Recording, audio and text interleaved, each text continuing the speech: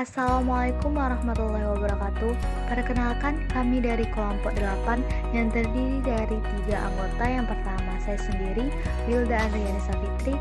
Yang kedua, Yolanda Triathani. Dan yang ketiga, Vina Alfiani. Di sini kami akan menjelaskan mengenai Kerajaan Sriwijaya.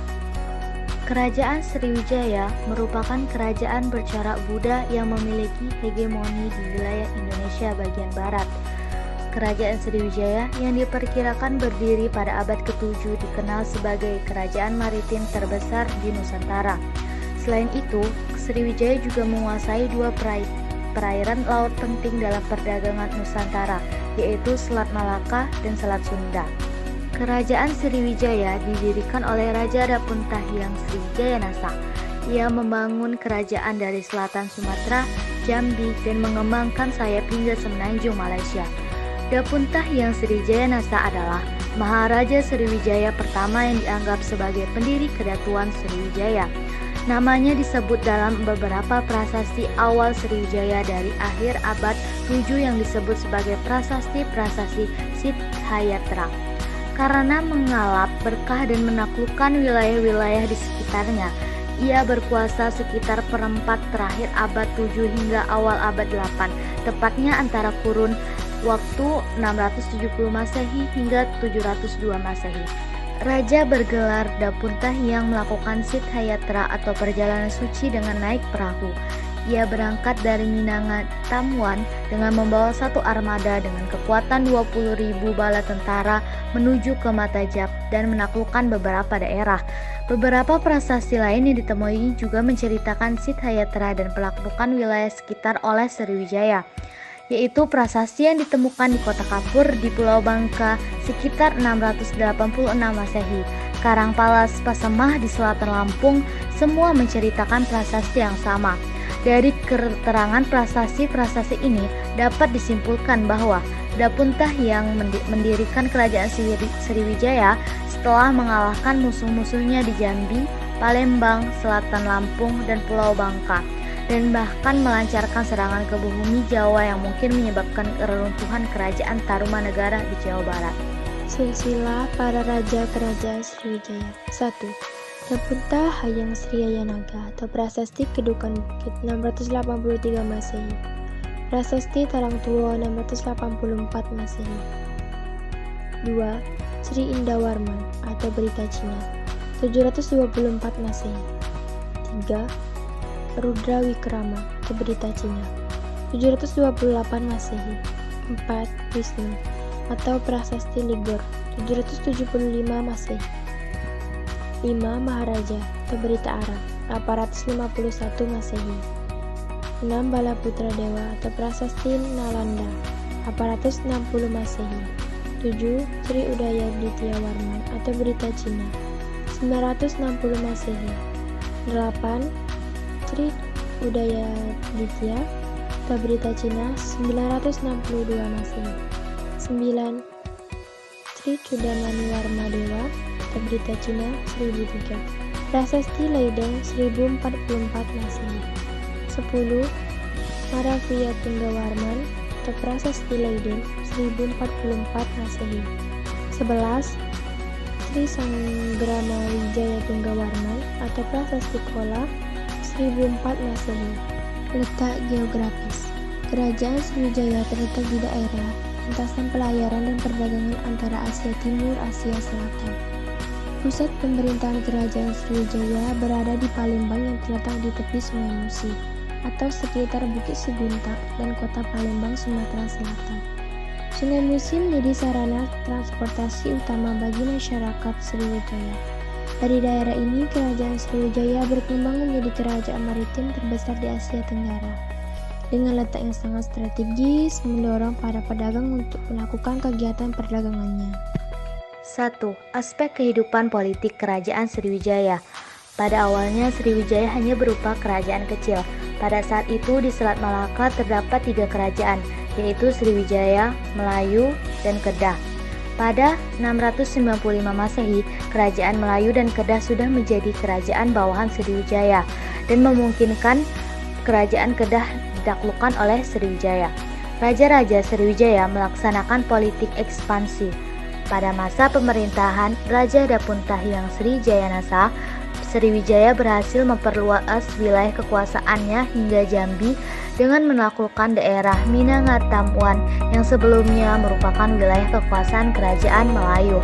Daerah ini memiliki arti strategis dalam bidang ekonomi karena terletak pada jalur pelayaran dan perdagangan di Selat Malaka. Dengan dikuasainya daerah ini, Sriwijaya memulai perannya sebagai kerajaan maritim yang berpengaruh di Selat Malaka. Zaman keemasan Sriwijaya terjadi pada abad ke-8 dan ke-9 pada masa kekuasaan Raja Balaputra Dewa. Berdasarkan prasasti Nalanda, diketahui bahwa Balaputra Dewa adalah cucu seorang raja dari Jawa yang berasal dari keluarga Syailendra. Ayahnya bernama Samarakrawira atau Samaratungga yang kawin dengan Dewi Tara putri dari Raja Darmasetu. Kerajaan Sriwijaya berkembang menjadi kerajaan maritim terbesar di Asia Tenggara. Sriwijaya berhasil menguasai jalur-jalur perdagangan laut yang menghubungkan wilayah Timur Tengah, India, dan Tiongkok. Selain itu, kerajaan Sriwijaya berkembang menjadi pusat perdagangan dan pengajaran agama Buddha terbesar di Asia Tenggara. Pada 860 Masehi, Raja Balaputra Dewa menjalin hubungan persahabatan dengan Raja Dewa Paladewa dari India. Dalam prasasti Nalanda disebutkan bahwa Raja Dewa Paladewa menghadiahkan sebidang tanah untuk mendirikan biara bagi para pendeta Sriwijaya yang belajar agama Buddha di India. 2. Kehidupan ekonomi. Kerajaan Sriwijaya merupakan kerajaan maritim yang menguasai lalu lintas pelayaran dan perdagangan internasional di Asia Tenggara. Pada masa kejayaannya, Sriwijaya berhasil menguasai Selat Malaka, Tanah Genting Kerah, dan Selat Sunda yang menjadi urat nadi perdagangan di Asia Tenggara. Bandar Sriwijaya berkembang menjadi pelabuhan transito yang ramai disinggahi kapal-kapal asing untuk mengambil air minum dan perbekalan makanan, serta melakukan aktivitas perdagangan.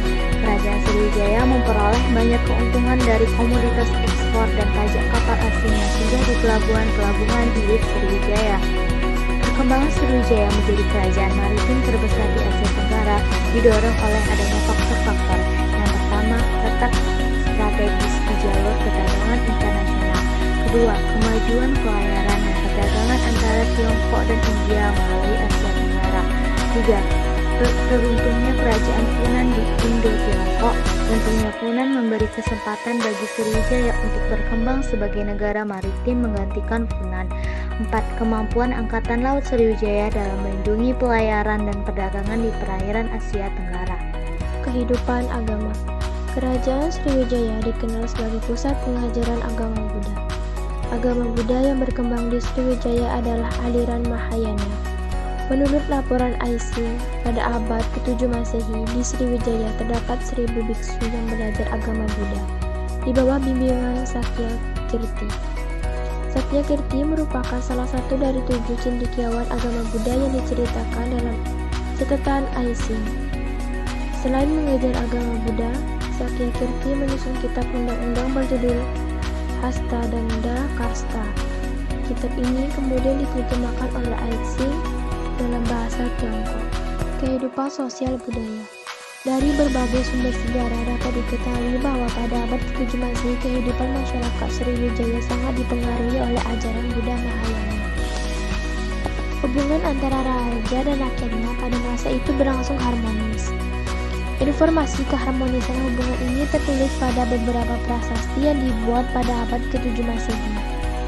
Prasasti Talang Tua yang berangka tahun 684 Masehi menggambarkan ritual Buddha untuk memberkati peresmian Taman Sri Satra. Taman ini dianggap sebagai anugerah dari Maharaja Sriwijaya bagi rakyatnya. Sejak abad ke-7 Masehi, masyarakat Sriwijaya menggunakan bahasa Melayu kuno sebagai bahasa pengantar. Hubungan dagang yang dilakukan berbagai suku bangsa di Indonesia menjadi sarana penyebaran bahasa Melayu. Bahasa ini menjadi alat komunikasi bagi kaum pedagang.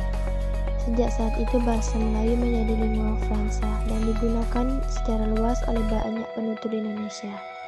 Meskipun dianggap sebagai kerajaan maritim terbesar di Asia Tenggara, Sriwijaya hanya meninggalkan sedikit monumen di Sumatera. Beberapa candi peninggalan Sriwijaya terbuat dari batu bata merah. Peninggalan Sriwijaya seperti Candi Marujani, para fokus dan biar bahaya. Prasasti kedudukan bukit.